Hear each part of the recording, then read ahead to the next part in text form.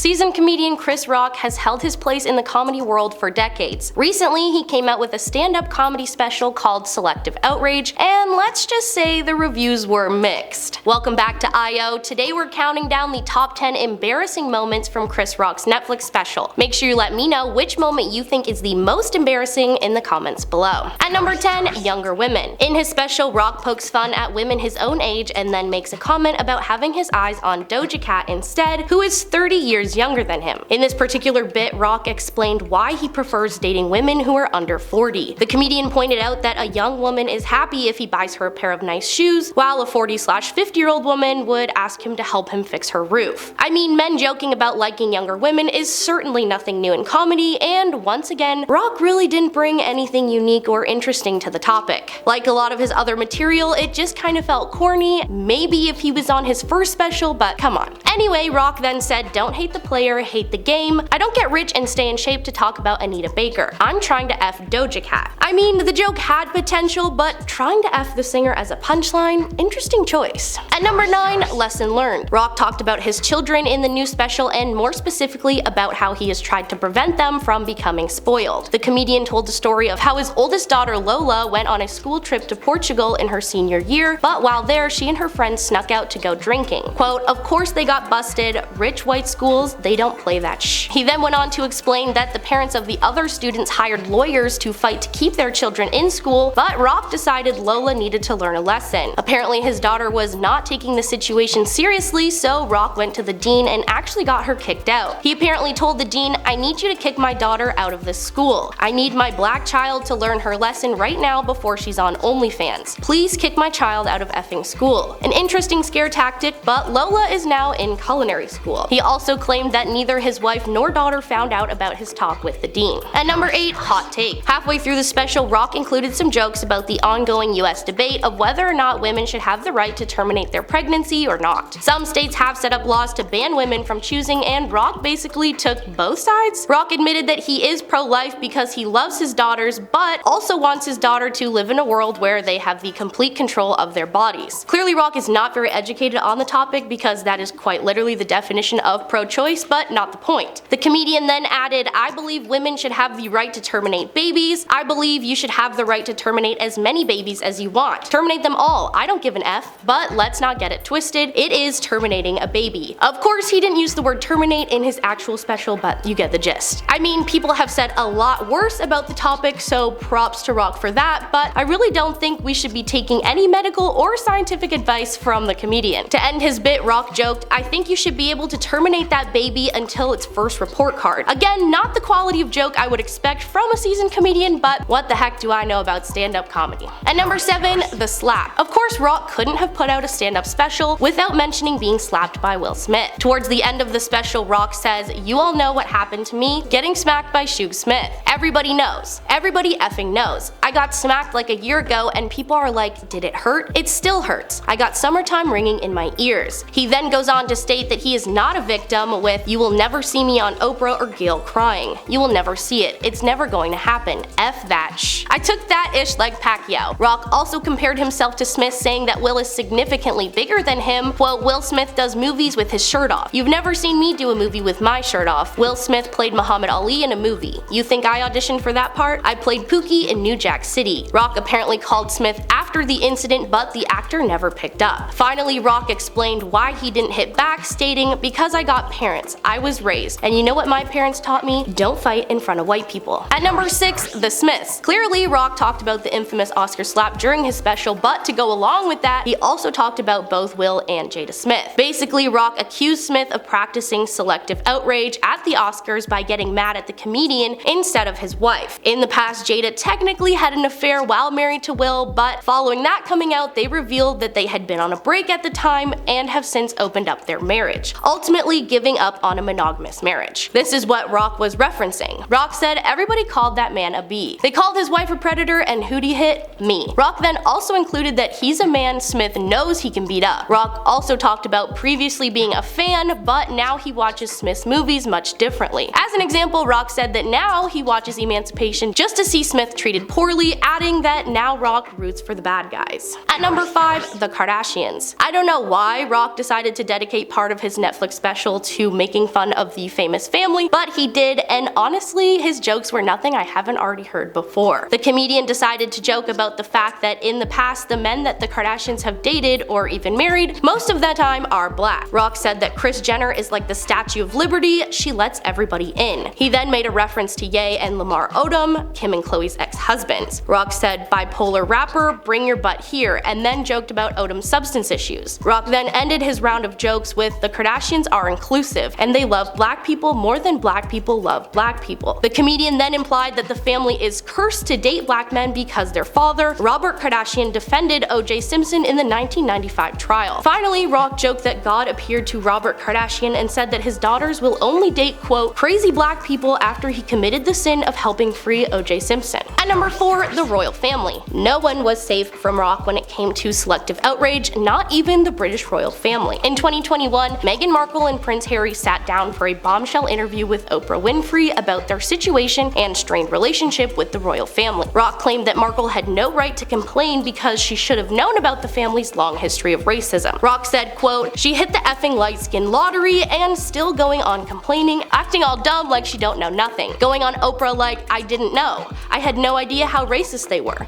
It's the royal family. The comedian ended the bit with, they're the original racists. They invented colonialism. They're the OGs of racism. They're the Sugar Hill Gang of racism. I mean, Rock does have a point there, but I feel like this bit isn't very unique. Especially with all of the Meghan and Harry drama, we've already heard a lot of jokes about them kind of recently. I guess Rock wanted to make sure he included as many trending topics as he could. At number 3, Meghan Markle. Going hand in hand with his digs at the royal family, Rock went even harder on Markle herself. During that interview with Oprah, Markle said that the royal family had, quote, concerns and conversations about how dark her son's skin would be before he was born. But you probably knew that because, like I said, this topic is kind of old news. Anyway, Rock said that some of the issues Markle described as being racism was really just typical in-law stuff. He talked about how, as she was complaining, he was thinking, what the F is she talking about? Rock then elaborated on his thoughts saying, Oprah, they're so racist. They wanted to know how brown the baby was going to be. I'm like, that's not racist because even black people want to know how brown the baby's going to be. Rock then went on to say that it is harder for white women with black in-laws because the in-laws are going to say something and make jokes at the white woman's expense. I'm not saying that Rock's special wasn't funny by any means, I just feel like his digs at Markle and the royal family were a bit weak. If you're gonna joke about them, it better be hilarious, cause as I mentioned earlier, we've heard so many already. At number 2, Elon Musk. Earlier into his special, Rock criticized a number of large companies, calling their support of social issues performative as they're charging such high prices. Things took a bit of a weird turn, however, when the comedian started talking about Tesla CEO and owner of Twitter, Elon Musk, and for a lack of a better word, his bodily fluids. Rock said, you know what Elon Musk does every time he sells a Tesla? He gets his D sucked. Interesting take, but Rock amped things up even more by following up with, that's why he looks so weird because his body has negative cum. He's the richest man on earth, no one has lower cum levels than Elon Musk. A very interesting concept to write a bit about, to say the least. Rock then continued adding that Jason Momoa is the only man who comes close to Musk's ability to pick up women. Rock and Musk seemingly do have a relationship because the CEO joined Rock on stage during one of his shows last year in San Francisco. And at number 1,